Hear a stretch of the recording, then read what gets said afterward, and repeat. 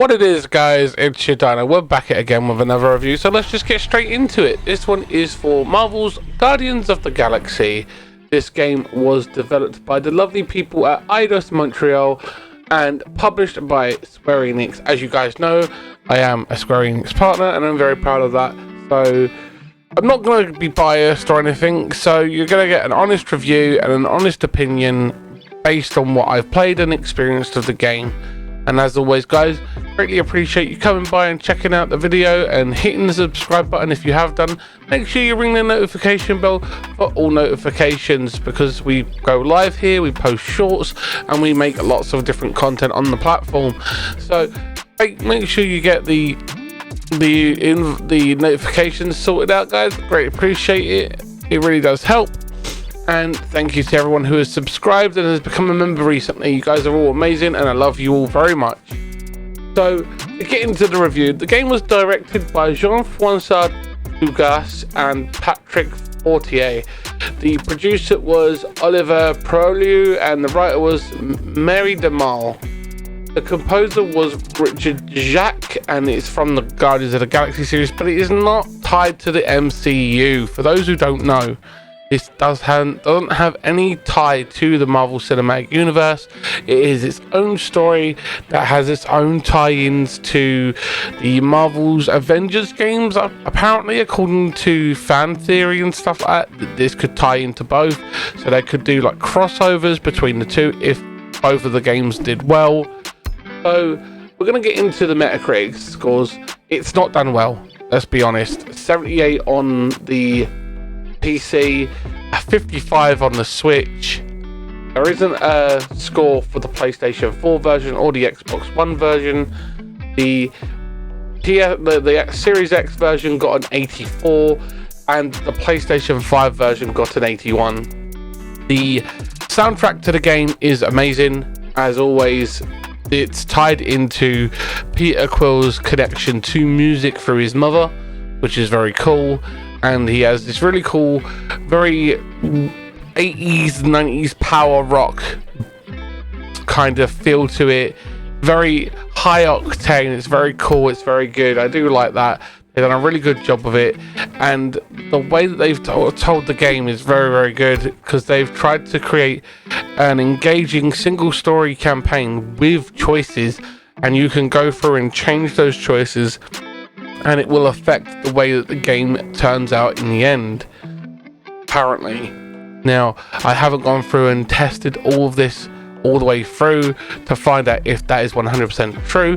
I probably will do, and I'll probably either talk about it on stream or maybe make a short of it, or probably do a follow-up video. If you guys like the content and want me to do so, just let me know in the comments below. Hit the like button or hit the dislike button. That really does help. I will post links to anything that I cite here, like a song, the track list for the game will be down there for you, so you can check those out. I do have the game sound turned off because of the DMCA strikes that I would get because of the music that plays in this, because it is all licensed to the game and not the content creator. The DMCA law doesn't work like that, so it kind of hampers content creation in that regard. So getting into the game is very well done. You get this early instance of seeing a young Peter Quill talking to his mother, and then you get this jump in time forward to when he's on the Milano with Drax, Gamora, Rocket and Groot. There isn't any of the other Guardians that do make a later appearance in the comic book world, but we may see that in future updates or content. If they do release a sequel, we could see that, and how the Guardians have changed and evolved throughout the universe, and how they've kind of had members drop off or disappear or die or stuff like that, and tie in based on the way that the game has taken in that direction. As always, I do always do these reviews as spoiler free, because I don't want to ruin the game for you. I've played about 4 or 5 hours of the game. It's not a long game. I have gotten quite far, and I feel that even if it is a game that is very easily played on a normal difficulty and only takes a couple of hours. Playing it through on the harder difficulty won't be much more of a change in difficulty jump. I do like the fact that they've tried to add as many accessibility features as possible to the game. If you go into the options and you have the accessibility, you can turn off the in-game music, which means that you don't get any DMCA strikes as a content creator. So thank you very much, Square and Eidos Montreal, for that. It really does help content creators. That is really good to be able to have that feature. Otherwise, we have to not include the entire game's audio and rely on subtitles for people. But having the ability to dynamically change the type of subtitles and how they appear is a great thing for those who are hard of sight, and it does really allow that. There is also an audio descriptive mode, which will allow for people who are deaf. These are all features that need to become a standard within the industry for content creators and for gamers of all different types of players and stuff like that. It allows for an inclusion for people who are less abled or have a hearing disability or a sight disability. It is a key thing that needs to be considered by all developers and all publishers going forward for as many games as possible. It is a key thing, in my opinion, as a person who has a disability. Having button remapping capabilities in games is key, because if I'm having a bad day with my tics, I can't use my hands with 100% certainty that I won't throw something across the room because of physical tics affecting my body. So that is something that I do believe is a key feature to games going forward for content creators, and that means that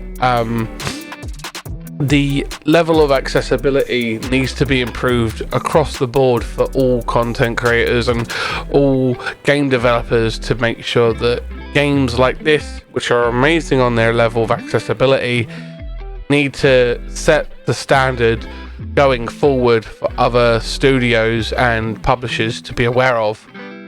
Overall, I'm loving the combat. The soundtrack is amazing, and it's just really, really good. Sorry, I'm having a hard day with tics today, so I'm feeling a little bit stuttery, and I apologize if it makes getting my review out there for you guys. But I'm not hiding my tics anymore. I'm not going through and editing my videos super long and trying to give you a clean edit. I want to give you guys the real me, because my community are telling me that this is key to me shining a light on my disability and making there be a better level of understanding for disabilities. But basically, it is a really solid game. They've got a lot of lore in there. It's a lot of fun. They've got collectibles. They've got a really cool gameplay mechanic where you can basically do a QTE or a pause interface where you can access features like Drax's damage dealing, Gamora's one-on-one damage. You can do suspension of movement from Groot. You can do area of effect damage with Rocket. They've done a really good job of it, and I feel that they've created a versatile gameplay style that is available to any player of the game. So if you want to main using, say, Groot and Rocket, you can go down that route. Or if you want to do one-on-one damage with Gamora and Drax, it's there and you have that ability to. My only con to the way that they are handling DMCA and a streamer mode is they're not looking to add a royalty-free soundtrack into a game that will enable us to have at least some backing sounds for the game. But there are other sources out there that you can use to do that. You can use stuff like Pretzel Rocks or Monster Cat or Harry Teller's String Beats to give yourself a backing track that you can use for the entire game. And there's me just going through the soundtrack there. I just wanted to have a quick flick through and show it off. They've done a great way of interacting with the game, and I really do feel that they've done a great job with this game. I feel that if it does well, we may see a Guardians of the Galaxy 2 game, or a crossover for the Avengers game, which would be pretty cool to include a grander Marvel universe into more of the games. I do love my Marvel games. I'm a bit of a fanboy. I do think that Marvel stuff is really cool. I love my DC as well, but I'm not a bigger DC fan than I am Marvel. But thanks for checking out the video, guys. Hope you enjoyed it, and I will see you in the next one. Hit the like button if you like it, hit the dislike button if you dislike it, and I'll catch you in the next one, guys. See ya.